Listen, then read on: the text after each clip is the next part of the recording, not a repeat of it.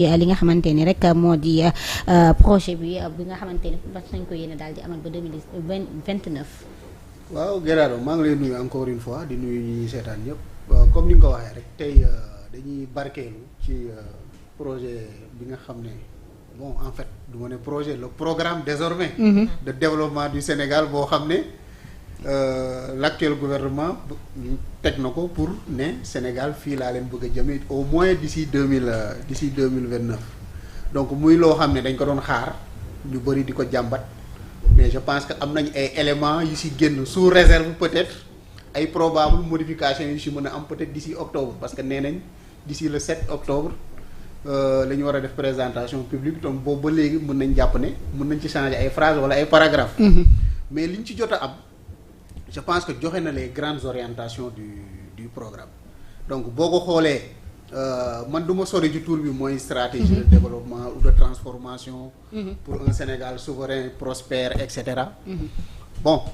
d'accord mais dans le contenu dañ ciy gis d'abord ay principes yoo xam ne dégagé nañ ko benn bi mooy la libération des énergies mooy fexe ba sénégalais bu ci nekk nga nekk ci environnement boo xam ne li nga mën sa talent ak lépp di nga ko mën a exprimer beneen bi mooy la bonne gouvernance donc mun nañ ko résumer toujours ci jubal jubbanti beneen bi nag mooy nga xam ne dafa am un lien direct avec la souveraineté mooy le développement endogène mooy lépp lu ñuy defati pour développer Sénégal dañuy xool en interne au niveau national est-ce que ressources yi mayee na ko est-ce que ressources humaines yi mayee na ko avant ñuy dem di ko jéggaani feneen wala di wuti xaalis bi feneen donc loolu nag pour man c'est des orientations assez intéressantes yoo xam ne war nañ ko xool alors lu ci am solo nag de façon concrète mooy comme PSE dañ la doon wax 4 axes la mooy transformation structurelle de l'économie renforcement du capital humain paix sécurité bonne gouvernance ñoom aussi am nañ 4 axes yi benn bi mooy une économie compétitive mooy économie boo xam ne vraiment day dynamique di générer de la valeur ba pare nit yi nga xam ne ñooy liggéey ci économie bi mën ci am ay revenus ba mun a jur leneen ak leneen ay investissement yu am solo beneen bi aussi boo xam ne deuxième axe bi mooy le capital humain ak équité sociale maanaam fexe ba jeunes yi ñu former leen fexe ba jeunes yi aussi mën a am compétence yi ci war volet santé tout ce qui est social ci axe boobu la nekk équité sociale nag mooy fexe ba lii am Dakar mën a am feneen ak feneen ci dans le domaine de l'accès à la santé à l'eau yeneen services d'assainissement ak yeneen donc loolu mooy équité sociale benn bi nga xam ne nag moo ci feeñ boo xam ne moo gën a indi la différence par rapport ak PSE bu fi nekkoon mooy PAPS vert bi ñu fi présenté woon récemment mooy aménagement du territoire et développement durable parce que loolu mooy yàggoon nañ ko wax fii mooy ban politique de décentralisation la ñu war a am pour développer Sénégal parce que Sénégal wax jee fi nekk rek suñu concentrer affaires yi à Dakar budget bi investissement yi ci ëpp nekk à Dakar mairie yi nekk dans une précarité budget état bi état central kese di ko gérer du di décentraliser ay 100 milliards par an loolu mënul développer Sénégal donc mu nekk affaire bu am solo donc enfin day ñëwaat mooy la bonne gouvernance et l'engagement africain bonne gouvernance nag mooy bon disons c'est le jubal jubanti en pratique am na solo bu baax a baax alors Amina waaw mi ngi noonu Guédado alors mu nekk rapport bi nga xam ne bari na coow parce que démb ba mu génnee quand même am na ñu naan Ousmane Sonko dafa joxe woon date di wax ne seen projet bi dina génn avant fin septembre moo tax gars yi profité génn ko waaye pareegul ak lu ci mënti am information wër te wër moom mooy li nga xam ne mooy présidence moom communiqué gul ci mbir mi mais quand même su génnee te ñi ko génnee nekk si ñi xam ne ñoo bokk ci Pastef dañuy comprendre parce que nag vaar yi bëri na ça il faut le noter maanaam dañuy bañ ñu vaar Sonko mi joxe woon date septembre que dina génn moo tax daal di génn document bi mais ñu ngi wax ne incha allah le 7 octobre incha allah lañ koy daal di mën a kii nu tudd sax lañ koy daal di mën a communiquer askan wi alors grand Birame mbir mi man li ma ci xaw ma daf ma jaaxal xaw ma mais daal le fait que programme bi ñu réserver ci une part importante à Dakar ak Diourbel parce que dañ lay wax ne la 36,73% la part est réservée à Dakar et 14,56% à Diourbel ñoom ñaar daal ñoo si ëppale tey fekkoon ne dañoo jël li nga xam ne moom mooy les plus de 18 000 milliards yooyu noonu qu'est-ce qui explique cela ndax dañoo sukkandiku ci population bi nga xam ne ANSD mooy def statistiques yi wala qu'est-ce qui se passe pourquoi Dakar ak Diourbel? Non, Dakar ak Diourbel en fait ils ont fait la situation de référence des investissements jusqu'en 2024. Effectivement. Dakar c'est-à-dire jusqu'en 2024. boo defee l'évaluation des investissements publics. Dakar moo am 36 et quelques %, Diourbel tant et cetera. loolu nag dans leur politique d'aménagement du territoire et de développement durable. ay pôles territoriaux lañ bëgg a créer. je pense que le ministre mosoon na ko wax fii. lii moo nekk situation boo xam ne ñoom jàpp nañ ne war nañ ko corriger. d'ici 2029. d'accord maanaam lii mooy la situation actuelle. boo xoolee ci suuf def nañ ci 2024. léegi. ñoom les 18 000 milliards yi nga xam ne moom la ñu war a investir effectivement d'ici 2029. oui nee nañ 12 000 et quelques milliards yi état bi moo koy investir. 5 000 et quelques milliards yi ñu ngi koy xaar ci secteur privé. ci secteur privé effectivement. Maintenant si l'État doit investir 12 000 et quelques milliards d'ici 2019 c'est-à-dire d'ici 4 ans 5 ans. donc 12 000 milliards divisé par 5 égale combien? Si 2 000 milliards et quelques. oui. Est-ce que état bu Sénégal mën na investir au Sénégal 2 000 milliards par an? 2 000 waaw. par an. waaw c'est waaw par exemple bu fekkee ne 12 000 milliards la investissement public yi war a doon. waaw. d'ici 4 ans 5 ans. la question mooy est-ce que état bu Sénégal mën na mobiliser en termes d'investissement. fii. waaw public. 2 000 milliards par an def ko biir Sénégal par an c'est ça la question. ouais la faisabilité. waaw xam nga loolu c'est une grosse question maanaam état bi budget la am. ak lu muy leb. ak ay dons budgétaires ak peut-être budget bi nga xam ne fonctionnement bi ak dépense de personnel yi daanaka day jël les 80%. li ciy des bariwul ak peut-être li nga mën a lebi. est-ce que loolu mën nañ jàpp ne c'est un objectif réalisable man. foofu laay xaar par exemple bis bu ñuy présenter affaire bi. ñu rassurer pour wax les sources de financement. 12 000 milliards yooyu ñoo bëgg a investir d'ici 5 ans. waaw 12 000 milliards yi effectivement fan ak fan lay jóge. parce que élément yooyu c'est pas très clair dans ce document là. effectivement les 5 000 et quelques milliards bi ñuy xaar ci secteur privé bi. alors secteur privé fu mu nekk nii situation am la la. ah ñu bëree ngi tëj société yu bëree ngi tëj. waaw léegi. waaw bu fekkee société secteur privé war na dugal sur 5 ans 5 000 et quelques milliards maanaam chaque année. secteur privé war na investir 1 000 et quelques milliards. est-ce que le secteur privé national bi ñu am à l'état actuel. ak situation yi ñuy dund nii. est-ce que mën na ko. wala boog est-ce que. on va compter sur des investissements privés étrangers parce que loolu mën na nekk. benn entreprise chinoise rek mën na ñëw en une année am fi benn marché. def fi 500 milliards wala 400 milliards mais ñoom ñoo ne préférence. mais ñun fii le principe mooy le développement endogène. Wow. donc vous voyez un peu. donc am na ay aspects yoo xam ne mu ngi dans le document yoo xam ne qui mérite encore. qui pose des questions et qui mérite des éclaircissements. te loolu jàpp naa ne man dama gëm ne xaw ma ndax conférence de presse la ñuy def xaw ma mais journalistes yi nga xam ne dañuy dem foofu.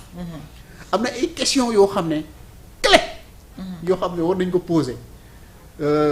ki nga xam ne moom mooy présenter le document le 7 xaw ma ban date la waaw parce que c'est bon d'annoncer des choses mais ñëpp xam nañ ne les mécanismes de financement yombeewul des fois ni ñu koy xaare gis nañ ko ci Macky Sall gis nañ ko feneen ak feneen mën nga xaar xaalis ci at bi du ñëw ci at bi mën nga signer convention de financement ren xaalis bi commencer génn année prochaine secteur privé bi aussi bu fekkee ne état bi moom mooy jël ay marché di ko jox secteur privé bi donc voilà en fait ça investissement public lay doon boo xam ne c'est un marché gagné par le secteur privé national. oui donc autant de choses yi nga xam ne on attend de voir de façon beaucoup plus claire. nan lay demee sur le plan opérationnel. waaw parce que pour man 18 000 milliards c'est vrai que Macky aussi annoncé woon na fii combien 8 000 milliards par. et cetera mais on attend de voir loolu lu muy demee est-ce que du yokk l'endettement du Sénégal. tey ñu ngi à 73% du PIB ñoom nee nañ d'ici 2029 dinañ fexe ba dette bi ñëw ba 60% du PIB. Attends, loolu aussi ça ne veut pas dire que le montant global de la dette va baisser c'est-à-dire bu fekkee ñun suñu PIB mu ngi yokk. waaw donc forcément le ratio dette PIB day wàññeeku par exemple bu fekkee suñu PIB jóge na 16 000 milliards dem 20 000 milliards. même bu fekkee da nga am 10 000 milliards de dette. waaw le ratio en termes de pourcentage day wàññeeku c'est-à-dire mën nga continuer di endetté wu mais sa PIB di ko mën a supporter. c'est-à-dire le même montant bi nga am ci 73%. mën nga ko am ci 60%. donc foofu aussi ça mérite ñu wax ñu est-ce que le Sénégal va continuer à s'endetter même si dans le document wax nañ ne gars yi dinañ teg ay mécanismes yi nga xam ne dinañ gën a maîtriser la dette. utiliser ay mécanismes de financement beaucoup plus innovants. Oui. et cetera donc beneen aspect bi nga xam ne aussi feeñ na si mooy le taux de croissance. hein oui gis nga ko. gis naa taux de ko. croissance bi nee nañ en moyenne ci 2029 dinañ am 6,5%. alors man foofu avant que régime bi passé di dem bon en attendant ñu defal ñu le diagnostic. waaw on nous annonçait un taux de croissance à 2 chiffres à partir de l'année prochaine normalement. 2026. waaw waroon nañ dugg 2 chiffres avec le pétrole le gaz je pense que noonu la ñu ko doon waxee. Ouais. alors lan moo xew ba finalement ñu ne ñu léegi le taux moyen va tourner autour de 6,5. même si en 2025 dinañ am peut-être 9,7. noonu la ñu ko bindee dans le document. oui dinañ am 9,7 en 2025. ce qui veut dire après 2025 le taux de croissance va baisser. dinañ am peut-être ay 7 6 ba nga xam ne la moyenne boo ko jëlee mu jox la 6,5 bon là aussi il faut que qu'il y ait beaucoup plus de clarification par rapport à ça. Oui. bu fekkee am nañ 9,75 9,7 en 2025. le souhait mooy ñu am 9,80 en 2026 am effectivement. 10 en 2029. mu yokk tuuti. waaw comme ça la moyenne va tourner autour de 9. et pas autour de 6. donc ça aussi c'est des trucs yi nga xam ne ci économie. voilà de man yooyu daal mooy samay mbir beneen affaire bi mooy. le document est cohérent mais gisuma ci ay des promesses en termes de création d'emploi. non. li war a gën a soxal nit ñi fi mu ne nii. waaw par exemple parce que emploi conséquence effectivement li ñu décliner fii yëpp la. mais à mon avis les gens ont besoin d'être rassurés en ñu xam. oui d'ici 3 ans 4 ans le gouvernement va créer à peu près 200 000 ou 500 000 ou 1 million d'emplois. loolu ça peut rassurer les jeunes ça peut donner de l'espoir ça peut donner une visibilité sur fan la l'action économique du gouvernement di dem. donc mais c'est un élément bi ma gisul ci document bi. waaye. en tout cas am na solo alors Amina daa am loo ci bëgg a tuftal balaa ñu. juste rek grand Birame certainement yow PSE bi est-ce que kon def nga comparaison document bi ak PSE. bon le PSE mooy le PAP 3 là. bi ñu oui le génnee PAP 3 bu war a dem ba effectivement 2027. parce que apparemment ñaari documents yi s'orienté wul. waaw bon s'orienté wuñu si axes yi boo xoolee ñaari axes yi déjà benn mun naa ne benn la parce que bële développement du capital humain la wax. bii ne capital humain équité sociale. waaw donc jeu de mots la bii ne économie compétitive. waaw boo ne bee ne changement je ne sais pas structurel xaw ma lan de l'économie. waaw. transformation structurelle de l'économie boobu moo nekk ci PSE. donc bi ma gisul ci PSE rek mooy aménagement du territoire ak développement ak moo tax ma ne développement s'orienté mais wul bonne de- gouvernance paix et sécurité aussi mu ngi woon ci PSE. alors PSE demoon na sax ba yokk ci PSE vert. voilà ñoom tollu woon nañ foofu PSE c'est-à-dire PAPS 3 en intégrant tout ce qui est écologie changement climatique et cetera et cetera. alors maintenant ce qui est important pour man xam nga mooy lan mooy en janvier passé les bailleurs avaient déjà validé le PAPS 3 la du PAP PSE 3 effectivement. ba valider les financements ba ne ñoom ci lii la ñuy engagé wu pour man le débat maintenant stratégique et politique se trouve à ce niveau.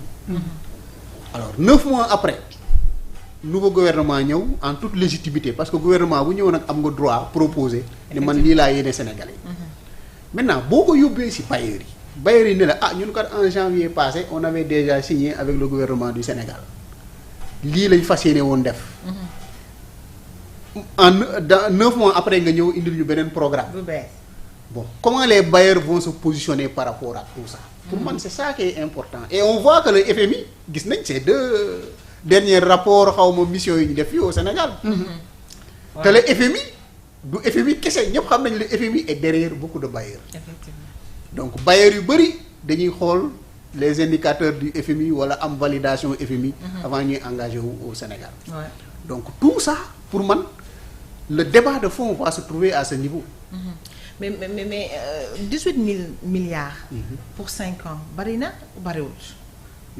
waaw on a un budget de combien. on a un budget 7 de 000. bon 5 000 maintenant parce qu'on a réduit. Ouais. 2000 et quelques. waaw. Un budget de 5 000 milliards. Là, on parle de 18 000 milliards pour 5 ans. D'investissement. D'investissement, oui. waaw c'est-à-dire la part du budget. consacré à l'investissement sur ces 4 ans à venir dina nekk 12 000 et quelques milliards. maintenant nga jël le secteur privé dina contribuer à hauteur de 5 000 et quelques milliards. 5 000 et quelques. moom laa doon posé sànq ma ne. 12 000 et quelques milliards ci budget boo xam ne marge bi nga am pour investir lu ci ëpp motul 1000 milliards. budget du Sénégal. parce que ñëpp xam nañu Sénégal parce que en réalité. mos naa dégg Alioune Ndoye wax ko l'ancien ministre mu ne boo nekkee opposition bi nga defar un programme. problème bi ngay am mooy boo ñëwee au pouvoir mooy bële xamoo woon lan nga am en réalité maanaam say dépense ci weer bi. ak sa recette ci weer bi au fond xamoo ko. Effectivement. mu ne boo ñëwee ne ba toog di nga xam en réalité yow lan nga am ci weer bi maanaam li ngay dundee ak li ngay am lan mooy différence bi. maanaam Sénégal li muy dundee moo ëpp. li muy am par weer. Effectivement, ça c'est moo vrai. tax muy endetté wu. Sénégal day endetté wu pour fay ay bor. pour fay ay dettes. donc dañuy dem lépp da ngay leb pour fay bor. pour fay ay bor donc réew mu mel noonu. pour man bu fekkee ne dafa bëgg di investir 1500 2000 milliards par an. donc loolu à mon avis nekk na li nga xam ne il faudra que ñu am stratégie bu leer pour mun ko financer. parce que effectivement ARMP da lay wax la commande publique léegi mu egg 2000 milliards. romb nañ 1500 milliards et cetera donc marché yi nga xam ne état moo koy joxe mais marché yooyu yëpp lépp du investissement. am na yoo xam ne fonctionnement la yi jënd ay oto la. yi leneen ak leneen. donc bu fekkee ne état bi bëgg na egg foofu. il faut ñu wax ñu clairement xaalis fu muy jógee maintenant si programme d'action prioritaire bi gis naa ñu ne l'accent sera mis sur. le secteur des hydrocarbures. Oui. L'agriculture. Voilà l'agriculture. maanaam les moteurs de croissance. Ouais. effectivement man gëm naa ne bu fekkee ne investissement yi. dirigé nañ ko vers l'agriculture ak le secteur minier ak pétrolier lépp lu mu mën a générer comme ressource. waaw. dans les années à venir. bu état bi taxawee ci bonne gouvernance ressources yi ñu utiliser ko à bon escient. dugal ko fu ñu ko war a dugal. wàññi les dépenses de fonctionnement de l'État en général war nañ mën a am ay économies yoo xam ne war nañ mën a permettre ñu investir plus de 2000 milliards au Sénégal. loolu moom war na mën a nekk mais à condition que gars yi def ay sacrifices wàññi gaspillage bi. xam nga ressources yi ñu orienté ko effectivement vers l'agriculture vers les pôles territoires vers l'aménagement du territoire comme ni ñu ko bindee fii ak yeneen ak yeneen.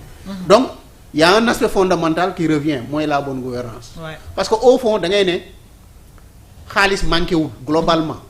xaalis manqué wul donc bu dul Sénégal boo duggee dans l'UEMOA mun nga fa am dara. boo demee sur le marché international mun nga fa am dara gis naa sax ñu mentionné fi lu ñu woowee diaspora bond. waaw. maanaam désormais dinañ solliciter la diaspora. à travers ay sous forme de comme ni ñu koy defee ci eurobond beeg yeneen. waaw. pour ñu mun a financer un peu. bon le budget disons parce que Ouais. xaalis bi ñu am ci budget bi lañ koy dugal pour def ay actions de développement au Sénégal donc loolu la ñuy woowee les mécanismes de financement innovants. maintenant est-ce que loolu yëpp parce que li yëpp nous sommes dans une phase théorique encore une fois surtout. mais l'économie c'est la confiance c'est un contexte c'est les circonstances c'est des crises perpétuelles c'est clair. yoo xam ne affaire bi c'est pas linéaire du question ni nga ko biddee ak ni nga ko yéenee Noonu ak lay ambition bi nga am dans les 3 ans à venir noonu lay demee boo xoolee kenn xaarul woon Covid Covid. du tout. Covid yàq na lu bari te ba tey conséquences yaa ngi fi séquelles yaa ngi fi tey ba léegi ci relance lañ nekk li ngay yaakaar ci recette yi nga xam ne moo war a jógee ci gaz bi ci pétrole bi mën na bañ a demee noonu li nga yaakaar ci agriculture bi mën na demee noonu donc aussi day am ay gestion de risque yi nga war a teg moo tax man je préfère toujours bu ñuy wax taux de croissance ñu wax taux de croissance optimiste ak taux de croissance pessimiste. man looloo gën a dal sama xel. parce que boo nee taux de croissance pessimiste. mooy situation bi lu mu détérioré wu Sénégal dina am taux de croissance 3% ou 4%. Si la situation est bonne, excellente, toutes les conditions de pression et de température sont réunies, Sénégal mën na am 9% wala 10%. Donc pour man moo gën sax nga joxe benn taux de croissance rek ne on va atteindre. Comme ni fi nekk 9,7%. On va atteindre 6,5%. Mais loolu li ñu ci war a yokk mooy à condition que qu'il y ait stabilité économique. Qu'il y ait pas de crise qu'il y ait pas. te loolu xam nañ léegi ci àdduna bi jafe na.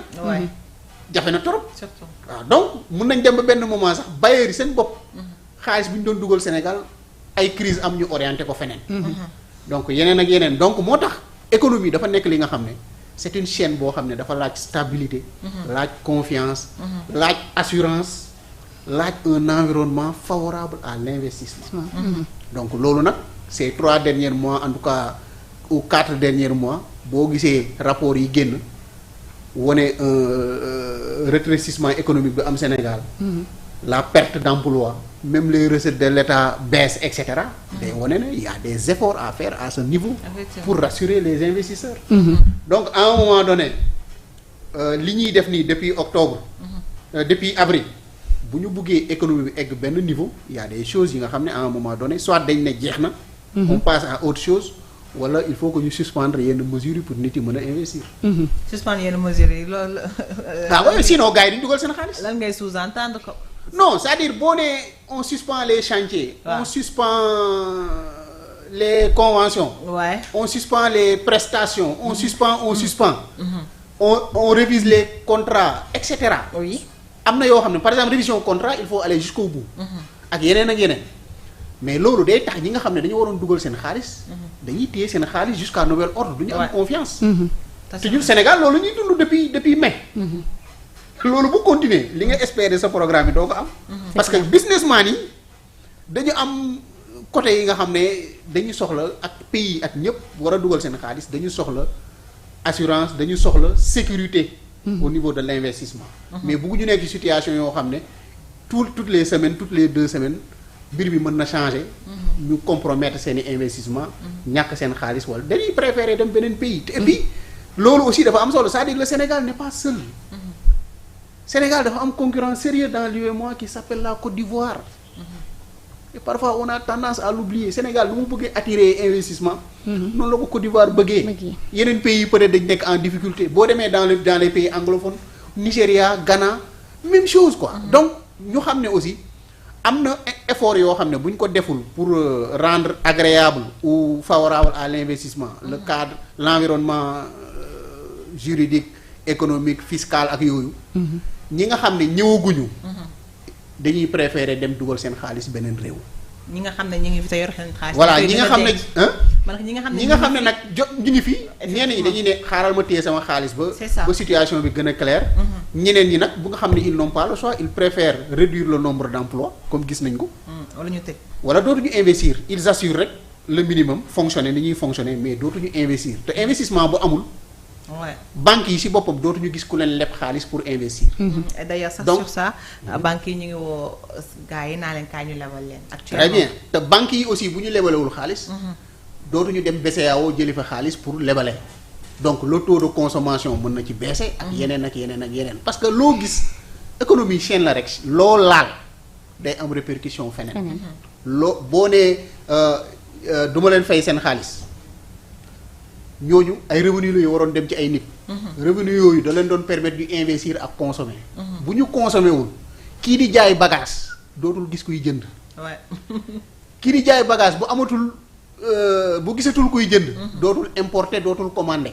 donc usine bi nga xam ne mooy produire. kooku aussi ay. commandam day wàññeeku. bu commandam wàññeekoo lu mu doon commander ci matière première day wàññeeku. donc économie moo mel noonu. moo tax toujours rek. loo ci laal rek del xalaat yan conséquences la am au bout de la chaîne. waaw. am na solo mais juste rek dernier point bi parce que sànq ñuy wax ne ñoom suñu yaakaaree tirer seeni revenu parce que ñuy wax domaine minier. domaine agricole mais aussi li nga xam ne mooy domaine de l'hydrocarbure aussi ñoom jàpp nañu foofu mën nañu fa jëlee lu bari. waaw hydrocarbure mooy tout ce qui est pétrole gaz et cetera. Présentement li rapport ITIE génnee mooy. Le secteur extractif d'une façon globale mooy mine ak yooyu. lu muy contribuer ci budget Sénégal 5% la xaw ma 7%. moins de ay en tout cas autour de 200 et quelques milliards. loolu lay contribuer loolu nag nit yi xeeb nañ ko. nit yi bëgg nañu secteur minier ak pétrolier bi hydrocarbures yi. dem ba nekk 20% du budget du Sénégal wala 15%. mais dans les normes noonu la war a demee parce que. maintenant secteur la yoo xam ne day générer xaalis bu bari. waaw maintenant xaalis boobu noonu day génn Sénégal parce que ay matières premières la yoo xam ne. dañ koy exporter. boo jëlee lu mel ni or au Sénégal. Suisse lañ ñuy waxee ñaata kilogramme d'or la Sénégal produire. dañuy jël matière bi yóbbu ko Suisse après foofu lañ koy raffiner amuñu raffinerie fii. donc muy pétrole muy gaz muy or muy phosphate ak leneen suñu bëggee Sénégal di tirer le maximum de revenus de tout ça il faut ñu fexe ba mu am industrie parce que cité nañ ko aussi ci l'industrialisation fexe ba matières yooyu ñu koy transformer fii au Sénégal mu mun a créer benn chaîne de valeur état bi di ci am ay impôt TVA ak yeneen impôt sur le revenu parce que liggéeykat yi day bëri loolu moo mun a démultiplier recettes yi nga xam ne état bi da koy am ci secteur boobu. mais bu fekkee ne ñëw rek tibb. dugal ci oto dugal ci gaal. génnee Sénégal état bi du si mës a am lu mu yaakaar. donc il faut que ça passe en réalité par l'industrialisation. de ces secteurs là. ñu fexe ba produits yooyu yëpp ñu koy transformer fii. Sénégal géej bi lu ñu koy jooy yëpp suñu premier produit exportation ba léegi jën la. donc foofu aussi pour man. am na beneen liggéey bi ñu fa war a def maanaam waruñu continuer aussi jël suñu géej bi rek jàpp jën yi di yóbbu bitim réew. waa bitim réew gën a bëgg jën. jën boobu aussi nañu fexe muy alimenter le marché intérieur ba sénégalais yi mën koo consommer. voilà. très bien alors gannaaw bi dem amati na solo bu baax a baax ñu lay jaajëfal di la jox rendez-vous.